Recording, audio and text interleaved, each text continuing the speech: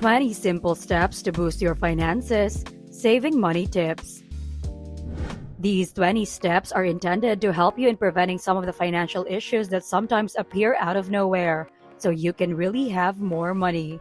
Use a Chrome extension. There are actually 3 of them that can help you save a ton of money. The first is Honey.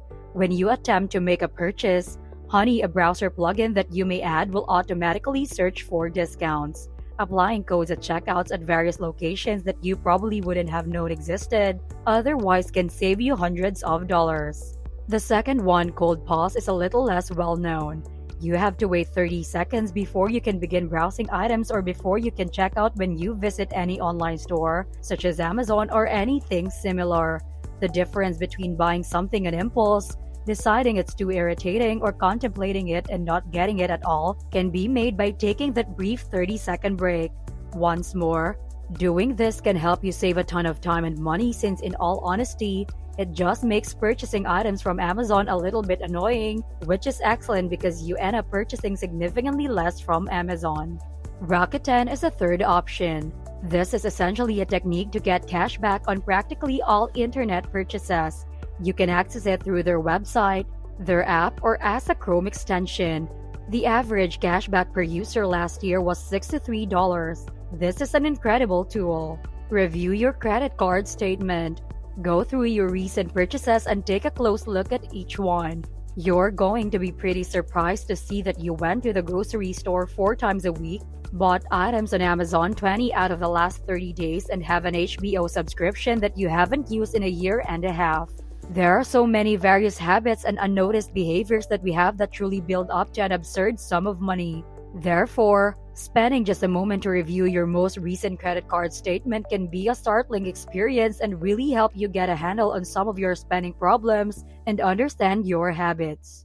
Sell something on Facebook Marketplace. Selling items from your home on Facebook Marketplace can earn you hundreds or thousands of dollars. You can spend a few minutes looking around your home for items you no longer need or want to get rid of, then just list them on Facebook Marketplace. Make it a routine.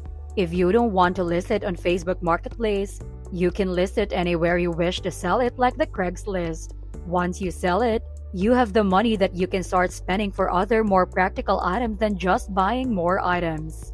Unsubscribe from a variety of things, including emails that are constantly attempting to sell you something, influencers and brands on Instagram and other social media platforms that encourage you to make impulse purchases, and even Netflix if you haven't used it in the last month. In the future, you'll see a ton less stuff after that quick 5-minute purge, which should help you save money. I know I just said unsubscribing, but you can also subscribe to certain things. You may drastically alter your mentality by subscribing to specific podcasts and YouTube channels, following those people, and treating them as your teachers. Changing from people who are kind of trash, entertaining, attention-seeking influencers to people that truly inspire and motivate you. It all started with a few simple choices about the kind of media you wanted to consume. One of the first choices you can do is to subscribe to our channel, where we help you anything about finances. Next point is to plan some quick meals. Even if you only buy lunch, coffee, or dinner out a few times a week, spending $10 a day on food rather than packing your own food and being prepared can cost you over $2,600 annually. But even simple things like meal planning, always having items in the freezer, having leftovers, or just having some sort of plan, taking a few extra minutes in the morning to pack something rather than having to go out for lunch or get it at work can add up to a significant difference over the course of a year. Keep track of everything for a week. You can accomplish this by physically writing down each time you spend money over the course of a week in a notepad. This is comparable to reviewing your statement at the end of the month, but you're doing it now. And it has a much greater impact when you're using cash or actually writing down than you just spent $5 on a coffee. As you continue, you notice that time and time again, which makes you far more aware of your financial decisions. As you track, you can also calculate your actual income. In all honesty, you don't need to go into great detail, but we're trying to figure out your true earnings.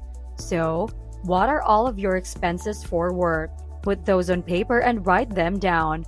Write down everything you have. You might discover that you're earning significantly less than you believe and that you don't need to make as much money to change to a job that's either much closer to home, where you could possibly walk instead of driving, and where you wouldn't have as many expenses, and work from home position that might pay significantly less. Set a timer for 5 minutes. You simply set a timer for 5 minutes. Sit down and decide on one financial goal you want to accomplish in the next 3 months. Then, you actually write it down on a physical paper or in a journal.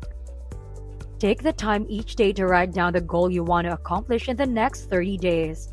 Whether it's paying off debt or setting aside money for an emergency fund, jot down your goal and then decide what one action you're going to take today to move one step closer to it. Do this every day for just 5 minutes. You'll be much closer to your goal if you stick with it for 90 days rather than getting enthusiastic about it for a week and then completely forgetting about it. So after watching this video, simply pause for 5 minutes, turn off your phone, and consider what is your one singular financial goal for the upcoming 90 days. Follow the 7-day rule. Of course, you can apply the 30-day rule as well, but it will depend on your preferences. To put it simply, write down what you want to buy online or in a physical store and let it sit for 7 to 30 days. After 7 to 30 days, you can decide to purchase the item if you still want it.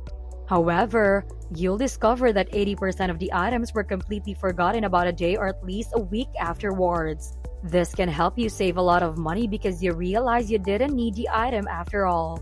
It's a good habit to quit buying things, and if you've gone your entire life without having something, you probably can go another week without buying it if it's not something essential like food. This one is a little more serious. It involves diversifying your investments and acting as a sort of inflation hedge.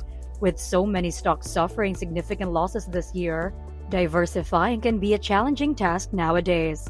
For this reason, institutions and some of the biggest players in the world are diversifying by investing somewhere between 30 and 50% of their assets in alternatives.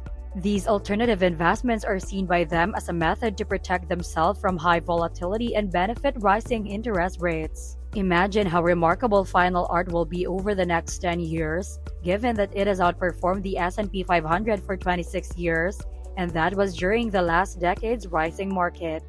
Apply the 10-second rule while considering what to buy. If you don't need that item, invest the money right immediately. That way, even if you did spend the money, it was spent far more wisely. That, in my opinion, is a fantastic technique to deceive yourself into making investments, and you can always take the money back out if you need to. When something is needed, start shopping at home. 70% of the time, you'll already have what you require. Not only you will save money from buying things you already have, but you also save a lot of time and energy going to stores or browsing online. Have your groceries delivered. It does cost something at the beginning, but after you shop while going through your pantry, fridge, and freezer, you can see the amount before checking out. It's simpler to take things out without having to go back. It's completely worth it to just buy anything on the app and have it delivered or picked up if you can spend a few bucks to have it delivered, or an hour and a half on a huge supermarket trip. In this manner, you can avoid making impulsive purchases while browsing the store. You get to shop around in your own home to determine what you actually have. Despite the fact that it costs money, it actually results in a considerable financial savings. Eating less. We spend a significant percentage of our income on food, and in America, food waste is a major issue. You are in fact physically throwing away money when you toss food away. Remember this when you have to eat or order food to avoid food waste. Also, it can make you buy healthy foods. Buying wholesome food now is like performing preventative maintenance on future medical expenses, which again helps you save tons of money. You don't want to get sick, especially with the healthcare that we have nowadays. These are the steps that you can do to boost your finances. You might want to check out our latest video or playlist if you want more about this. Don't forget to like, comment, and share this video. Subscribe to our channel if you haven't already. This is the Financial Fortune, and thank you for watching.